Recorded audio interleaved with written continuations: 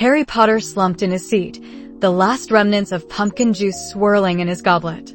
His 4th year at Hogwarts had started as a whirlwind of Quidditch World Cup terror and unsettling dreams, a familiar prelude to the chaos that seemed to cling to him like a shadow.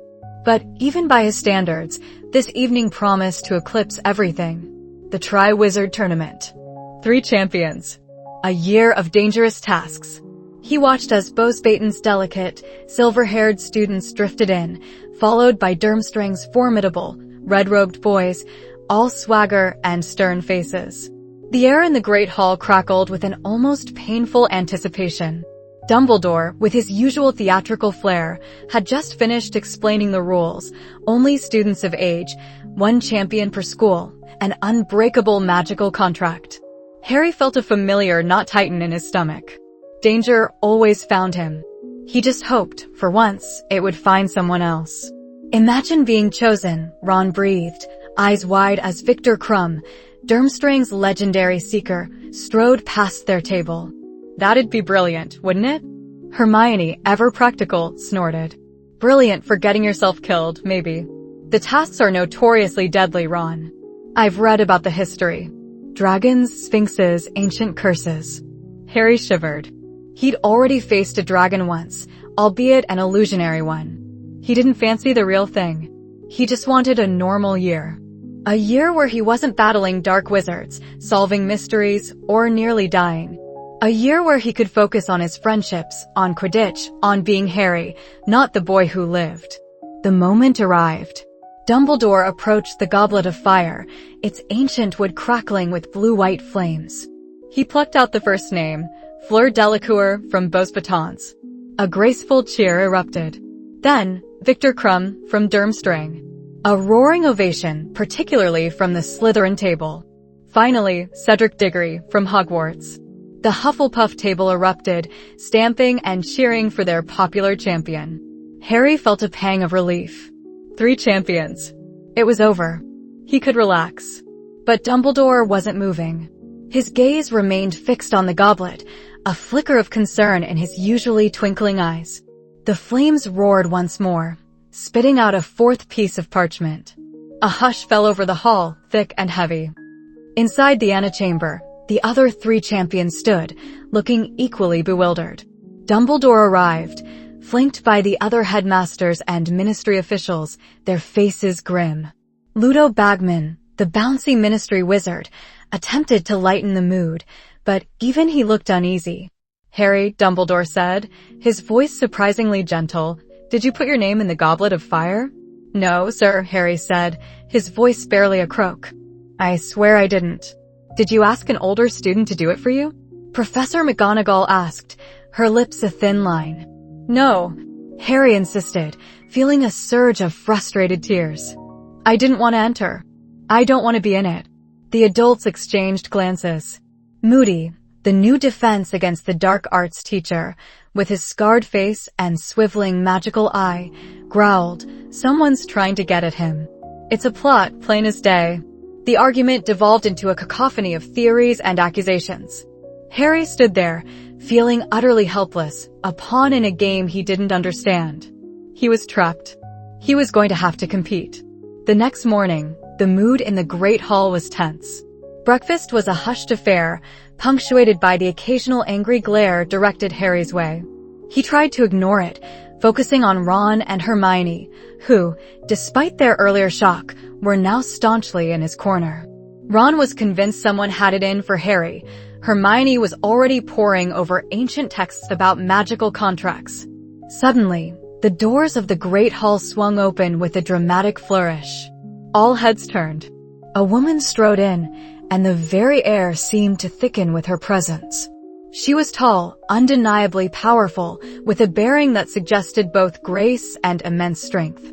Her dark, lustrous hair was pulled back from a striking face, framed by eyes that were deep blue, piercing, and held an unwavering intensity. She wore ministry robes, but they were cut with an elegant simplicity that didn't detract from her athletic physique. There was no wand tucked into her belt, no obvious magical accoutrements, yet she radiated an aura of authority that made even Professor McGonagall sit a little straighter. "Students, faculty," Dumbledore announced, rising to his feet, his voice carrying a new deference. "May I introduce the new head of the Auror Office, Madame Diana Prince." A murmur rippled through the hall. Head of the Auror Office? That was a position of immense power, usually held by battle-hardened veterans. This woman, while clearly formidable, looked ageless. Diana Prince. The name felt foreign, almost ancient. She moved with an effortless confidence, her gaze sweeping the room, pausing briefly on Harry with an analytical intensity that made him feel utterly exposed. It wasn't a look of suspicion, nor pity, but of cold, calculating assessment. She reached the head table. Her voice, when she spoke, was calm but resonated with an inner power that silenced the whispers instantly. "Good morning. My appointment comes at a critical time.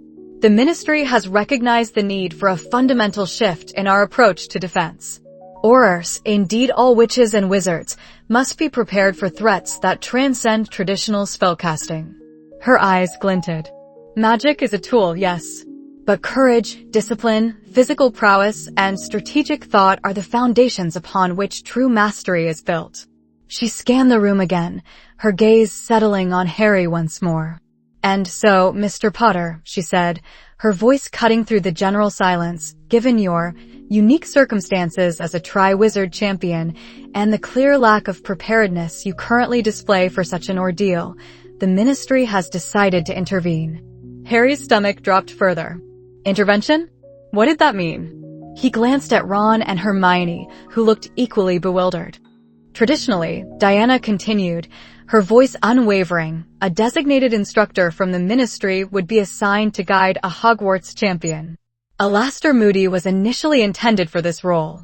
However, with my new mandate, I am personally taking charge of your training, Mr. Potter." Moody, who had been grumbling into his porridge, suddenly choked. His magical eye whirled wildly, fixated on Diana. "My methods," Diana said, addressing the entire hall but clearly speaking directly to Harry, "are unconventional. They demand absolute dedication, truth, and a mastery over self, not merely a mastery over magic. You will learn to wield your body as effectively as your wand. You will learn to think, not just react. You will learn to conquer your fear, not merely endure it." Her gaze hardened, locking onto Harry's. "You will report to my private chambers at 7 bells this evening, Mr. Potter. Be prepared to sweat, to bleed, and to question everything you thought you knew about being a wizard." A collective intake of breath swept through the hall. Sweat? Bleed? This was not the kind of guidance anyone expected. Harry felt a cold dread mix with a strange flicker of excitement. This wasn't Moody's eccentric lessons. This was something entirely different, entirely more terrifying. He had barely survived his first day as a Triwizard champion, and now he was apparently to be remade, body and soul, by a woman who looked like she could snap a dragon's neck with her bare hands. He had wanted a normal year. Instead, he had been thrown into a tournament of death and assigned a mentor who spoke of combat and discipline with the intensity of a goddess of war. He looked at the untouched bacon on his plate. He suddenly didn't feel hungry at all. His 4th year, he realized, was going to be anything but ordinary. It was going to be a trial by fire in every sense of the word. And he had a terrifying feeling that Madame Diana Prince intended to be the one holding the match.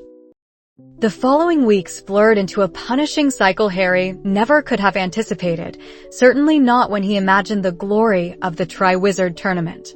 Diana Prince wasn't simply a new head Auror. She was a force of nature, and Harry, the reluctant champion, was directly in her path.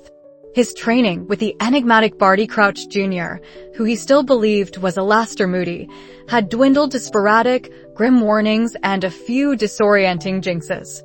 Instead, Harry found himself swept into a rigorous regimen dictated by Diana, one that began at an hour most students were still deep in dreams and ended long after curfew, often leaving him too exhausted to even properly finish his homework. Their primary training ground was a secluded, magically expanded chamber deep within the castle's rarely used dungeons. It was Spartan, high ceilings, stone walls imbued with dampening charms, and a polished, resilient floor.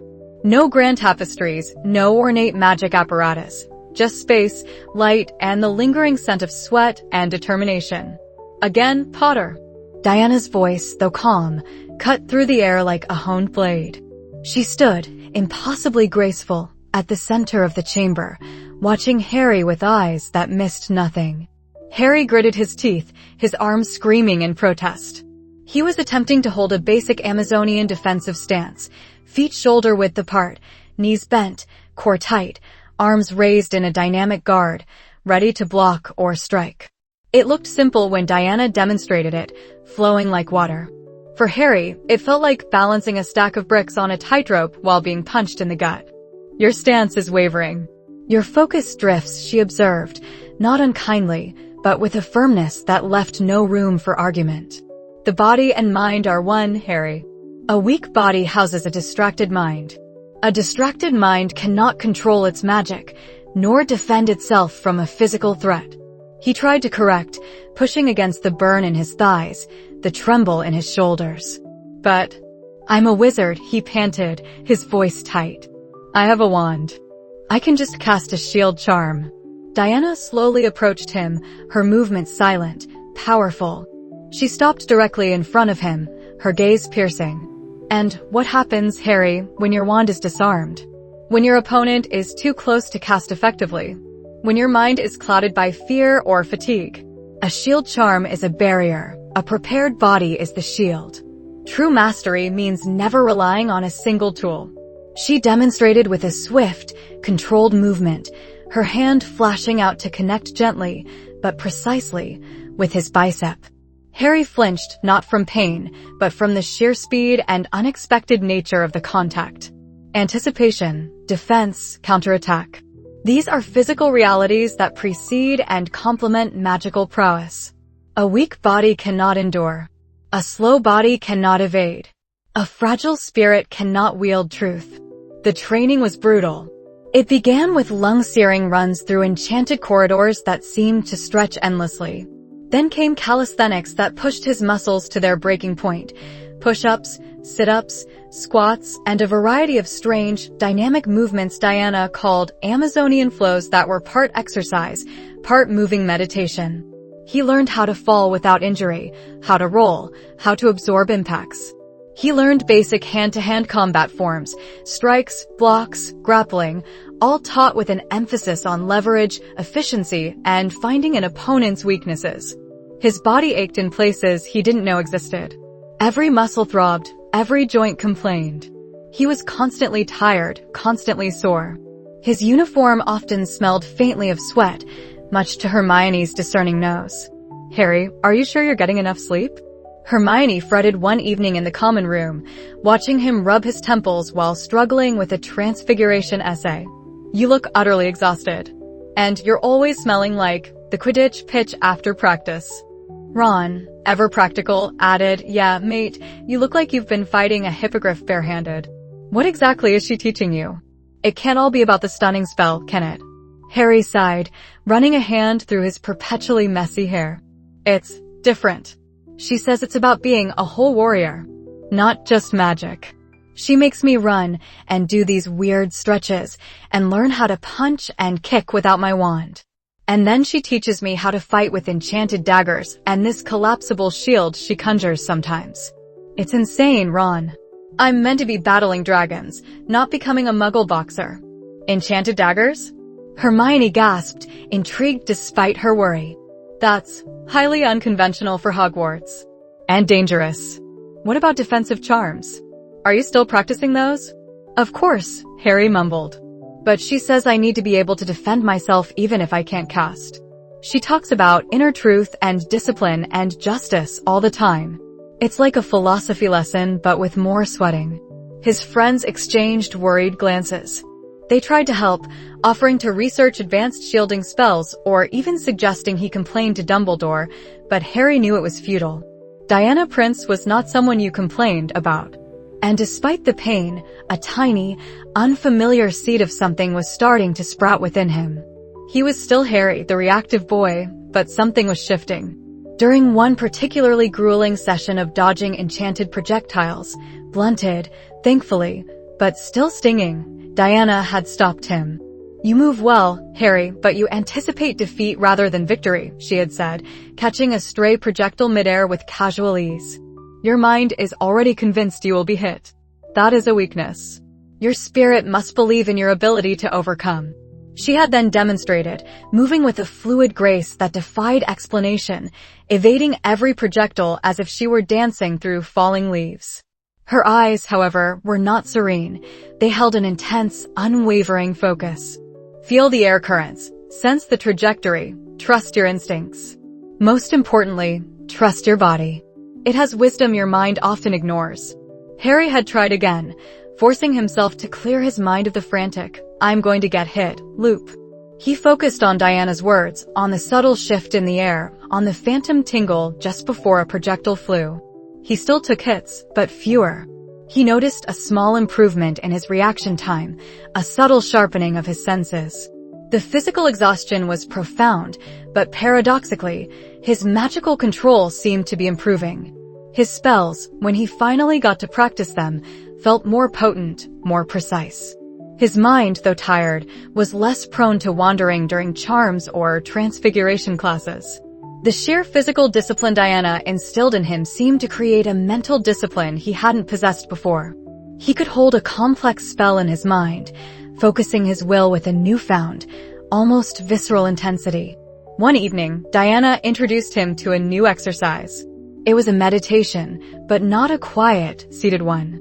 He had to stand in the Amazonian defensive stance for what felt like hours, eyes closed, focusing on his breathing, on the thrum of magic within him, on the sounds around him. If his stance faltered, if his mind drifted too far, Diana would appear beside him, a gentle but firm touch to correct his posture or a soft word to guide his focus back. "Fear, doubt, distraction," she murmured, her voice a soothing current in the quiet chamber. "They're the enemy's greatest allies, Harry. They cloud your judgment, weaken your resolve, and steal your power. Mastering your mind is the first step to mastering your magic and, indeed, yourself." He found it excruciating, but slowly, a peculiar calm began to settle within him. He started to understand. It wasn't just about punching harder or running faster. It was about sharpening every single aspect of his being.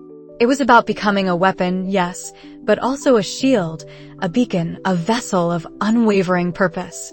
He'd even started to notice changes in his wand work. During dueling club, when Professor Flitwick paired them off, Harry found his movements more grounded, his spells more precise. He was quicker to anticipate, smoother in his casting. He even managed to disarm Draco Malfoy with a flourish and physical quickness that surprised himself, catching Malfoy's wand out of the air before he could react. Malfoy, predictably, had glared daggers. As the weeks turned towards late October, the air in Hogwarts crackled with anticipation. The other champions, Cedric Diggory, Fleur Delacour, and Victor Crumb, were also preparing, each in their own way. Whispers of dragons and ancient beasts floated through the corridors, fanning the flames of fear and excitement. Harry, despite his exhaustion, found himself facing the approaching first task with a different kind of trepidation than before. It wasn't just the blind panic of previous years. There was still fear, a gnawing knot in his stomach, but beneath it, a strange current of readiness had begun to flow. He was still Harry, the boy who survived, but he was also something new. He was becoming Harry, the apprentice. One particularly grueling morning, after a session that had pushed him to the brink, Diana watched him with an unreadable expression. Harry was drenched in sweat, his chest heaving, but he hadn't collapsed. He had endured. "You are beginning to understand, Harry," she said, a flicker of something akin to approval in her eyes. "The path of a warrior is not merely paved with strength, but with courage. And courage, true courage, is not the absence of fear, but the triumph over it through discipline and self-mastery." Just then, a house elf popped into the chamber, squeaking urgently about a message from Professor Dumbledore. Diana nodded, dismissing the elf. "It seems, Harry," she said, turning back to him, her voice holding a subtle note of gravity, "that the time for your first trial approaches. You have worked hard. Now, we shall see if your lessons have taken root." Harry's heart leaped into his throat. The first task. It was here. He looked at his aching hands, then back at Diana, her presence radiating power and unwavering resolve. He was terrified, yes, but for the first time in his life, facing an unknown danger, he didn't feel utterly helpless. He felt prepared. A small, defiant spark ignited within him, fueled by sweat, pain, and the unyielding will of his Amazonian mentor. He would not just survive, he would fight.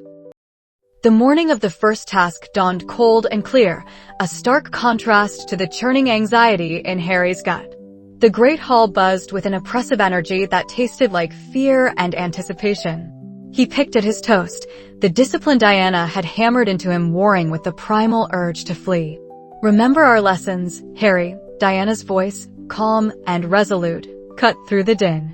She sat beside him at the Gryffindor table, a rare occurrence, her presence a silent challenge to anyone who dared question her methods. Her eyes, like polished obsidian, met his. "Observe. Adapt. Master your fear. It is a tool, not a master." He nodded, forcing down a mouthful of dry bread. "I remember, Professor." He didn't add that remembering and doing were two different things when a dragon was involved. "You have the speed. You have the magic. You have the strategy. Blend them. Do not rely solely on one. Let your instincts guide your body, but let your mind guide your instincts." She paused, her gaze sweeping over the nervous students. "And remember the values we uphold. Justice, truth, self-mastery. Even in the arena, they distinguish a champion from a mere combatant." She rose then, her movements fluid and powerful, and vanished with a quiet promise to observe from the judge's stand. Harry felt a strange mix of dread and invigoration. Diana's words were anchors in the storm of his fear. He looked at Ron and Hermione, who offered shaky smiles. "You've got this," Harry, Ron said, though his face was pale. "You've been training with Professor Prince." "She's mad, but she's good." Hermione squeezed his arm. "Just be careful. We've read everything on dragons, but it's a dragon, Harry." He managed a weak grin. "Thanks. Wish me luck." Luck. He used to rely on it. Now, Diana had taught him to rely on himself. The champions were herded into a tent at the edge of the Forbidden Forest. Cedric, Crumb, and Fleur looked equally nervous, though they hid it with varying degrees of success. Ludo Bagman's booming voice did little to soothe nerves. "Right then, champions. The first task is designed to test your daring, your courage, your willingness to face the unknown." Harry tuned out the theatrics, focusing on the rhythmic breathing exercise Diana had taught him. In through the nose, out through the mouth. Feel the ground beneath you. Be present. Bagman finally revealed the challenge, a golden egg guarded by a dragon. Harry's heart leaped into his throat. A dragon. Not a boggart, not a dementor, but a living, breathing, fire-breathing beast. They drew miniature dragons from a bag. Harry's hand closed around a vicious-looking Hungarian horntail. The worst of the lot, naturally. He briefly wondered if Moody, or rather, Crouch Jr., had influenced the draw. Diana's training immediately kicked in. This is not a surprise. This is a variable. Adapt. A few minutes later, he heard the roar. The ground trembled. It was his turn. Stepping out into the makeshift arena, Harry was met with a deafening roar from the crowd. He blinked, the bright sunlight momentarily disorienting him, but quickly recentered himself. The arena was a rocky expanse, scarred and smoking in places. In the center, perched on a nest of real eggs, one of them golden, was the Hungarian horntail. It was magnificent and terrifying.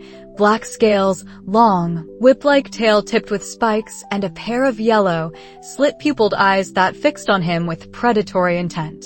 Smoke billowed from its nostrils. Observe. Its movement was heavy, but its head darted with surprising speed. Its wings were massive, capable of covering ground quickly. Its fire breath was obviously lethal. Harry drew his wand, but didn't point it. Instead, he took a deep breath, flexing his fingers, feeling the familiar, reassuring weight of the enchanted dagger strapped to his forearm, hidden beneath his sleeve, and the collapsible shield mechanism in his other wrist gauntlet. Diana's additions. The horntail roared again, a gout of fire erupting from its maw, scorching the ground where Harry had stood moments before. Harry was already moving, dodging with a grace that surprised even himself. Diana's brutal agility drills paid off. He didn't just scramble, he flowed, anticipating the dragon's next move, a blur of motion. Adapt. Don't engage directly. Create an opening. He cast a series of stinging hexes, not at the dragon itself, but at the rocky ground around its feet. The spell struck, sending chips of rock flying, creating small, sharp ricochets. The dragon snarled, agitated, momentarily distracted by the minor irritants. This wasn't to hurt it, but to disrupt its focus. As the dragon swung its head to snap at the flying debris, Harry saw his chance. Now, he sprinted forward, a surge of adrenaline coursing through him. The crowd gasped. Was the boy mad? Running towards the dragon?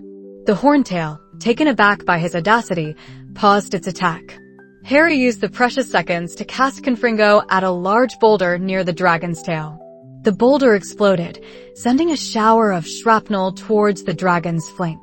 It wasn't enough to wound it badly, but it was another distraction, enough to make the horntail shriek in irritation and swing its tail. Harry ducked under the monstrous tail as it whipped past, the spikes narrowly missing his head. He was now beneath the dragon's blind spot, pressed against its belly. The heat radiating off its scales was immense, its leathery hide smelling of sulfur and ancient stone. His mind was a whirlwind of calculations. It's too close for wide-area spells. Small, precise magic. Physical advantage.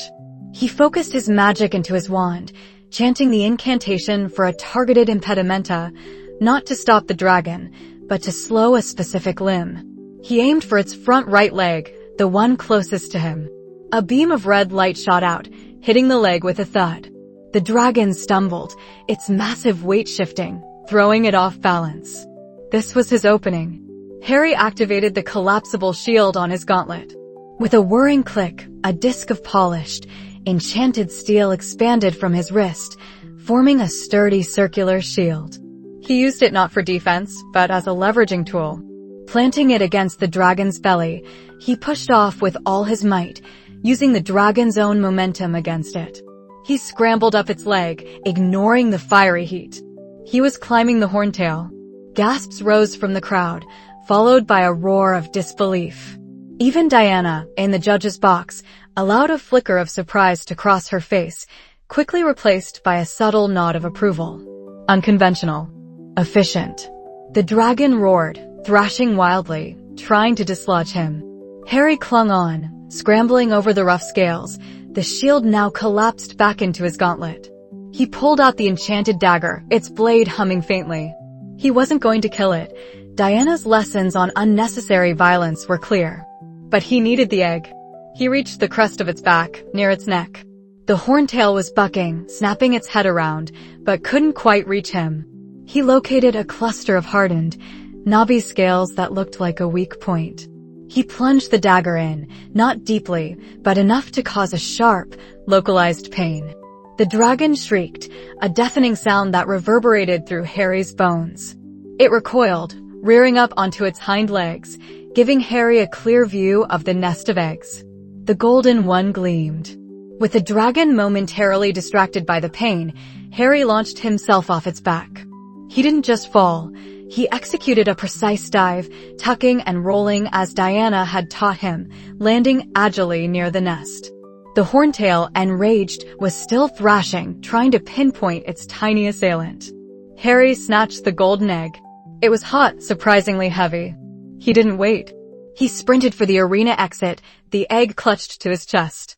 He heard another furious roar behind him, a blast of fire searing the air just feet from his heels. He burst out of the arena, tumbling to a halt in the tent, breathless, adrenaline pumping through every vein. He had done it. Silence, then a burst of ecstatic cheers and applause. Ron and Hermione rushed him, relief flooding their faces. "Harry, you were incredible," Hermione cried, hugging him tightly. "Climbing it. We thought you were mad." Ron clapped him hard on the back. "Mate, that was insane. You actually fought a dragon. And you won." Harry felt a rush of exhilaration, mingled with exhaustion. He looked down at the golden egg, still warm in his hands. He hadn't just survived, he had conquered. This wasn't luck. This was Diana. This was him. A few minutes later, Diana Prince entered the tent, her expression unreadable. She walked straight up to him, her eyes piercing. Well done, Harry. Your execution was disciplined, resourceful. A rare, small smile touched her lips. You truly understand the blend now. But the fight is not over. She gestured to the egg. The next task relies on that. It is a key. What does it unlock? Harry, still buzzing, looked at the egg. He felt a powerful urge to open it. He found a small seam along its middle and twisted. The egg didn't open easily. It shrieked. A high-pitched, piercing, ear-splitting wail that sounded like a tormented banshee. It was not a voice, but a cacophony of screeching, grinding sounds that made his teeth ache and his head spin. He dropped it with a gasp, covering his ears. The sound abruptly cut off. The champion stared at the egg, then at Harry. What in Merlin's beard was that? Ron whispered, looking green. Harry knelt, gingerly picking up the egg again. The seam was still there, but no sound escaped. He looked at Diana, confused. She knelt beside him, her gaze intense. A riddle, Harry, but one that needs to be heard correctly. She paused, a glint in her eye. The next challenge, I suspect, is not simply one of strength, but of understanding. What does it ask of you? Harry stared at the silent, gleaming egg, his mind already turning. What does it ask of me? He knew deep down that the answer would be dangerous. But for the first time, he felt ready to face it. The relief following the first task was a potent, intoxicating balm. Harry, though still wary, felt a fragile sense of accomplishment he hadn't known before.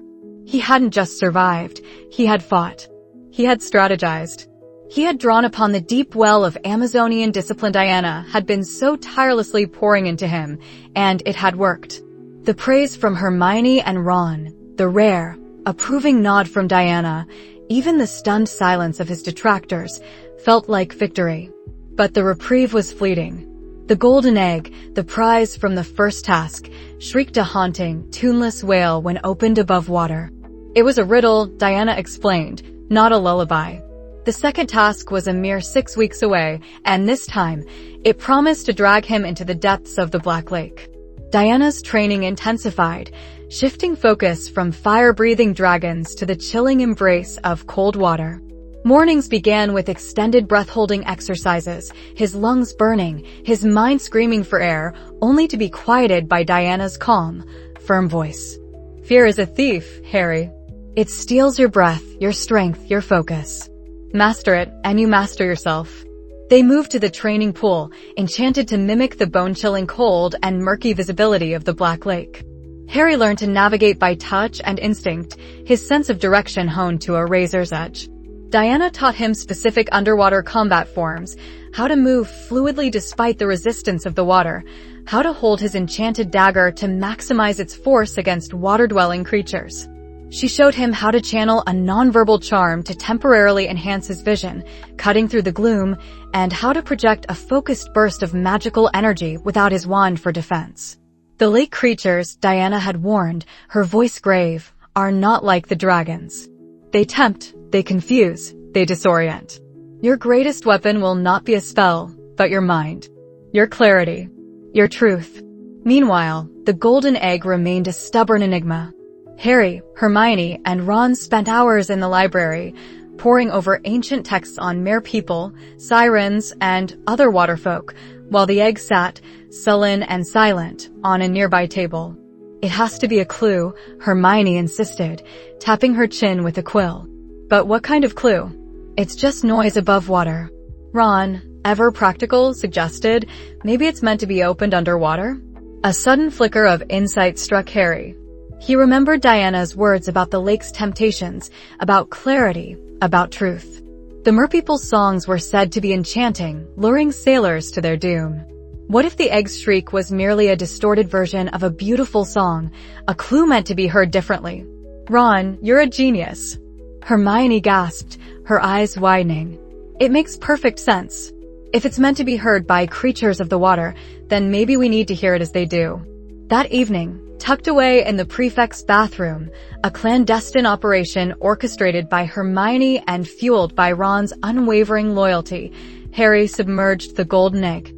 The shriek transformed into a hauntingly beautiful, ethereal song. It spoke of deep secrets, of what he would sorely miss, and a warning to make haste by the hour. The words, echoing in his mind, were clear.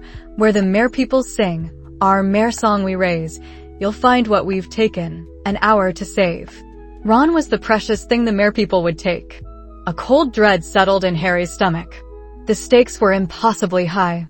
Gillyweed, Hermione declared triumphantly a few days later, having found the obscure plant in a dusty herbology book. It'll give you gills and webbed feet for an hour. It's perfect. But Diana, when Harry told her his plan, simply smiled. Gillyweed is a tool, Harry. It is not your strength. Your strength is here. She tapped his chest, and here, she tapped his forehead. You must be ready for the unexpected. Merpeople are intelligent, and their loyalty is to their own. Do not assume they will simply give back what they have taken, even if you are an hour early. The morning of the second task dawned cold and gray, mirroring the churning anxiety in Harry's gut. The stands around the Black Lake were packed, spectators bundled against the chill, their faces a sea of anticipation. He saw Ron, Hermione, and even Ginny among the crowd, their faces etched with worry. Then he spotted Diana, standing beside Dumbledore, her gaze fixed on him, a silent promise of support and expectation. He chewed the gillyweed. It tasted revolting, slimy, and foul, but almost instantly, his throat began to itch, his skin prickled, and a strange, powerful urge to plunge into the water overwhelmed him. As his skin transformed, gills appearing behind his ears, fingers and toes webbing, he felt a surge of primeval power. This was not merely magic. This was adaptation, a primal shift. The whistle blew. Harry plunged into the icy depths, his newfound gills gasping for water, not air. The cold was shocking, but he gritted his teeth, Diana's words echoing in his mind. Master your fear, master yourself. His vision, enhanced by the subtle charm Diana had taught him, cut through the murky water. He propelled himself forward, a powerful kick from his webbed feet, his body a streamlined dart. The silence of the lake was broken only by the muffled beat of his own heart and the distant, haunting melodies of the merpeople. He swam deeper, past waving kelp forests, past strange, glowing fish, until he saw the merpeople's village, a collection of crude, rock dwellings, shimmering with a faint, bioluminescent glow. A group of merpeople, their greenish-gray skin blending with the rocks, their sharp teeth bared in a silent snarl, guarded something. For figures were bound to a statue, shimmering with some magical restraint. Ron, Hermione, Cho Chang, and Fleur's little sister, Gabrielle.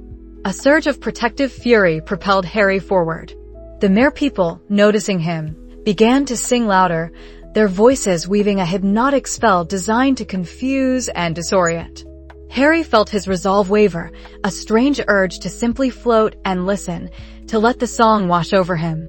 Truth, Harry. Clarity. Diana's voice, a memory, pierced through the illusion. He shook his head, physically forcing himself to focus.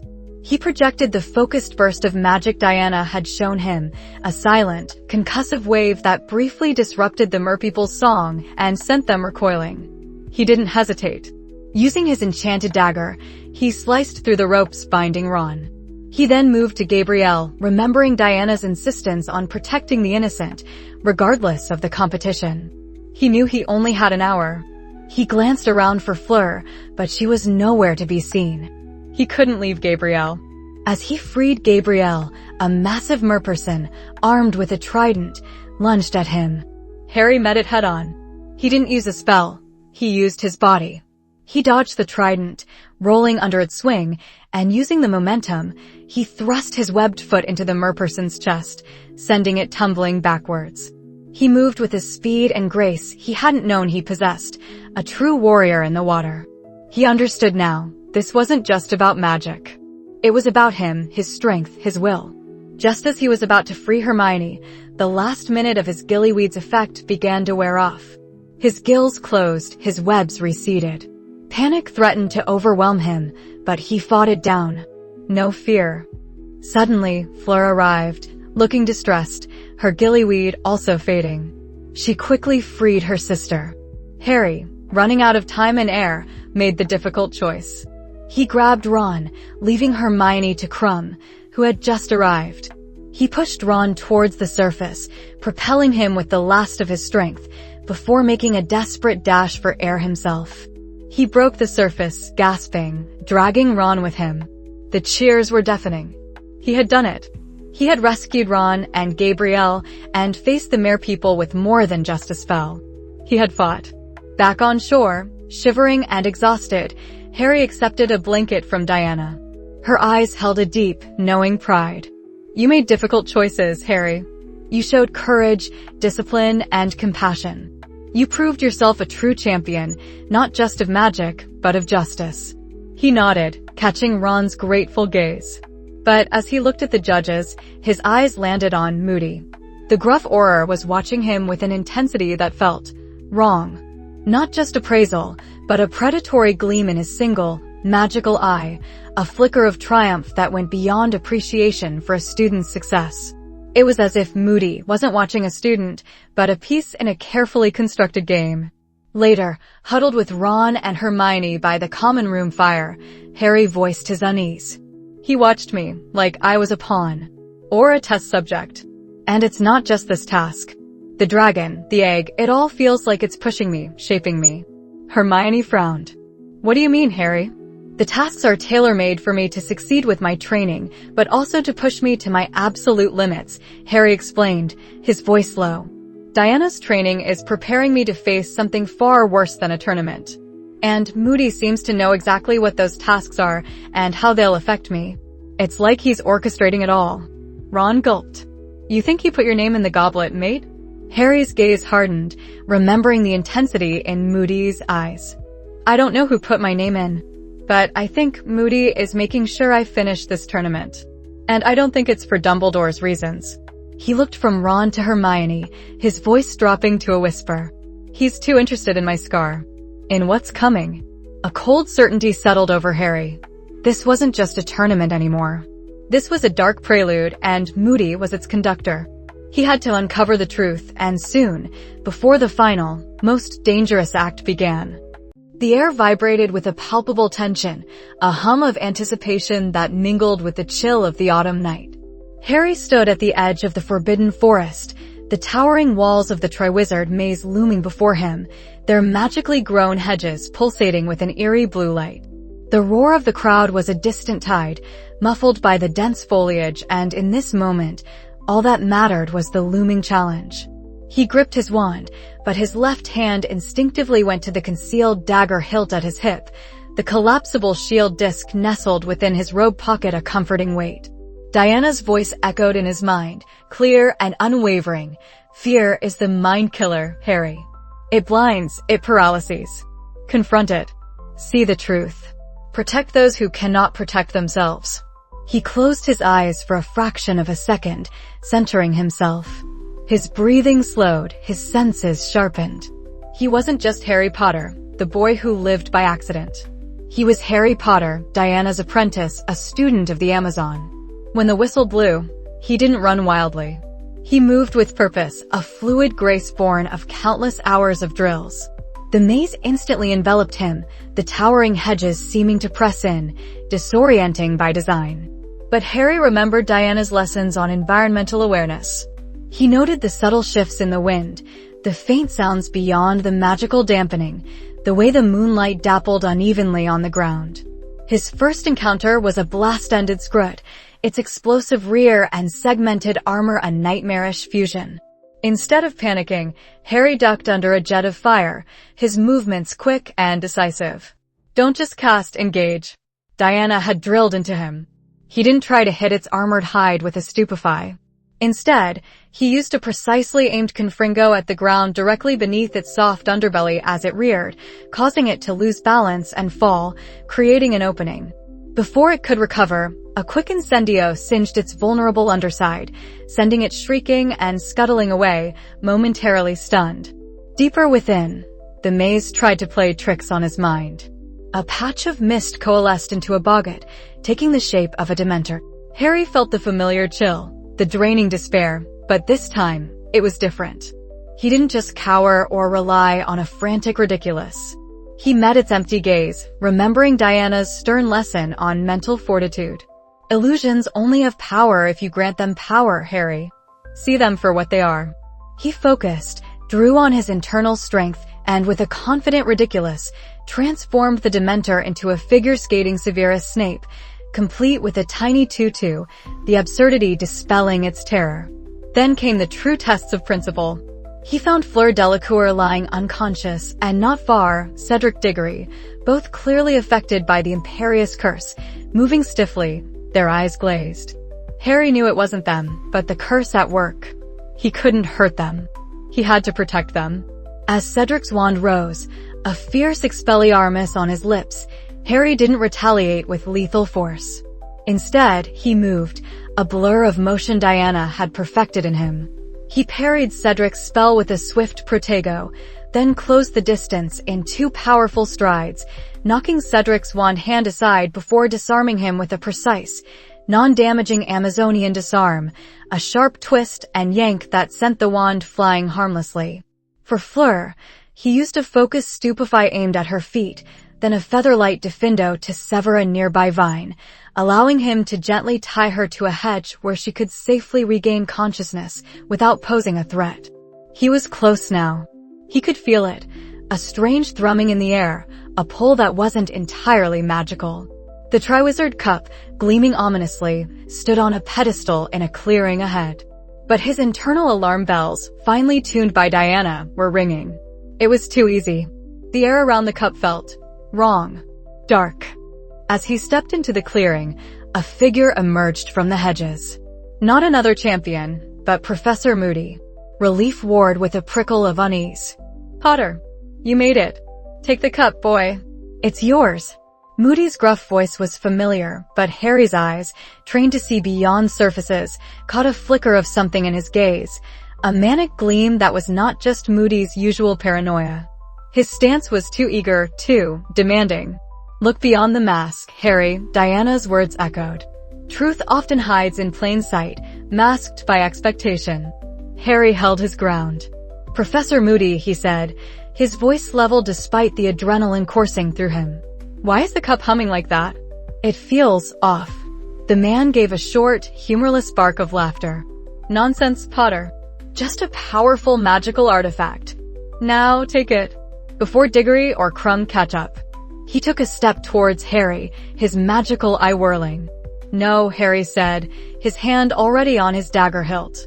It's too powerful, too dark. You're not Professor Moody, are you?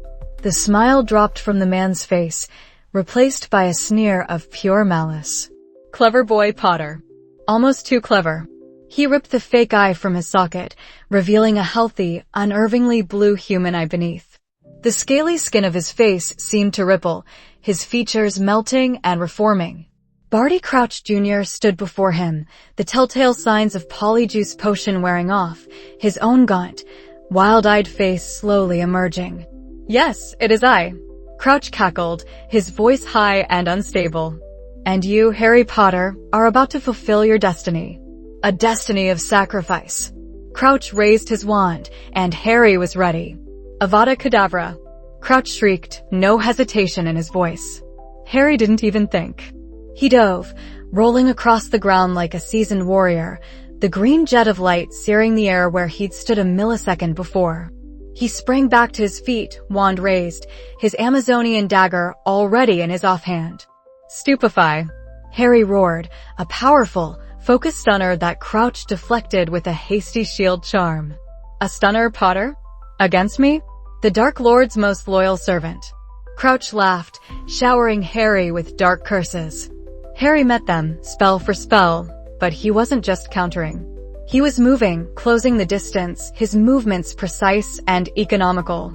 A purple bolt of magic flew at him.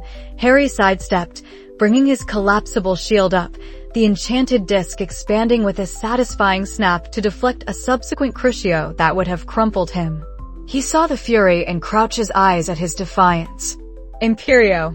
Crouch hissed, his focus absolute. Harry felt the insidious invasion, the cold command to simply take the cup. But Diana had drilled him against mental coercion, forcing him to meditate in conditions of extreme discomfort, to find his own will, his own truth. He grit his teeth, the force of his internal resistance a physical strain. "Not today," he snarled, breaking free of the curse's grip with a powerful surge of defiance. "Impossible!" Crouch shrieked, genuinely shocked. This was Harry's opening. As Crouch stumbled back, momentarily disoriented by Harry's resistance, Harry launched himself forward, a flurry of motion. He parried a weak expulso with his shield, then slammed the edge of the shield into Crouch's wand arm, a sharp, precise strike designed to disarm, not maim. Crouch cried out, his wand clattering to the ground. Before Crouch could recover, Harry's dagger was at his throat, its cold, enchanted steel a stark contrast to the humid air. "Tell me everything," Harry commanded, his voice cold, steady. "Why me? Why the cup?" Crouch, panting, eyes wide with fear and fanaticism, began to explain, words tumbling out in a torrent of madness. The plan to return Voldemort, the manipulation of the tournament, the portkey. The details were horrifying, confirming Harry's darkest suspicions. But even as Crouch spoke, Harry knew time was running out. He glanced at the cup, a twisted portkey to a nightmare. He had to go. He couldn't let Voldemort return unchallenged. He couldn't let Cedric, Fleur, or anyone else be endangered by his inaction. This wasn't just about survival anymore. It was about upholding justice. With a swift, decisive move, Harry stunned Crouch, ensuring he wouldn't interfere or escape, and bound him securely with magical ropes summoned by a quick spell. Then, taking a deep breath, he walked towards the cup. He touched it, the metal pulsing ominously under his fingertips. The world dissolved into a sickening lurch, a dizzying spin through darkness, before solidifying again. The air was cold, damp, smelling of earth and decay. Harry landed hard on his feet, his Amazonian training keeping him upright. He was in a graveyard, ancient tombstones leaning at odd angles, shrouded in a sickly green mist. The eerie glow was emanating from a large, stone cauldron bubbling ominously at the foot of a particularly large, ancient tombstone. A hunched, rat-like figure cringed nearby, holding something that squirmed weakly in a bundle. "Wormtail." "He has arrived," Master Wormtail whimpered, his voice reedy with fear and anticipation. Harry's heart hammered, but his mind was clear. He gripped his wand and dagger ready. He had trained for this. He was ready. Wormtail dropped the bundle into the cauldron, a chilling gurgle filling the silence. Then, with a silver dagger, he severed his own hand, letting his blood cascade into the brew. The mist thickened, coalesced, and from the depths of the cauldron, something began to rise. It was skeletal, gaunt, a creature of nightmare. But as it ascended, flesh knitted over bone, skin stretched taut, and eyes, cold and red as rubies, snapped open. Voldemort. He looked at Harry, his serpentine face twisting into a sneer of triumph. "Harry Potter," he hissed, his voice like cold silk, sending shivers down Harry's spine. "The boy who lived, come to die." Harry didn't flinch. He met those terrible red eyes, his own shining with a fierce, disciplined resolve. This wasn't a reactive boy anymore. This was a warrior, a champion. "Not today, Tom," Harry said, his voice ringing with a strength he hadn't known he possessed. "Today, you face a protector." Voldemort merely laughed, a sound devoid of mirth, chilling to the bone. "Such defiance. It will make your end all the more satisfying." He raised his wand, a slender yew stick. "Let the games begin." "Crucio!" Voldemort roared, aiming for Harry's heart. Harry didn't scream. He twisted, ducked, and countered with a powerful Expelliarmus, forcing Voldemort to block. This was a fight for survival, for justice, and Harry, empowered by Diana's teachings, would not yield. The duel began, a clash of raw magic and honed will. Harry fought with a blend of spells and strategic movement, pushing Voldemort, not just defending. He blocked, parried, and launched his own attacks, his mind a whirlwind of tactical decisions. The sheer power of Voldemort's magic was overwhelming, but Harry's resilience, his trained discipline, allowed him to absorb and counter. Then, their wands connected. A golden thread of light erupted, binding them together. Prior incantatum. Harry felt a surge of energy, a desperate, instinctual will to push, to win. He saw the ghostly echoes of Voldemort's past victims emerging from his wand. Cedric Diggory, his face confused and sad, Frank Bryce, the old gardener, and then his parents. Harry, fight him. His father's voice, a strong, protective whisper. My son, you are so brave. Live, Harry. Live for us. Protect. His mother's voice, imbued with powerful, unconditional love. The spectral forms swirled, creating a momentary shield around Harry. This was his chance. He wouldn't let their sacrifice be in vain. He wouldn't just survive, he would act. The veil of illusion and fear had been lifted. The real fight had just begun, and Harry, armed with courage, skill, and the spirits of those he loved, was ready to seize his destiny. He looked at Voldemort, not with fear, but with a fierce, cold determination.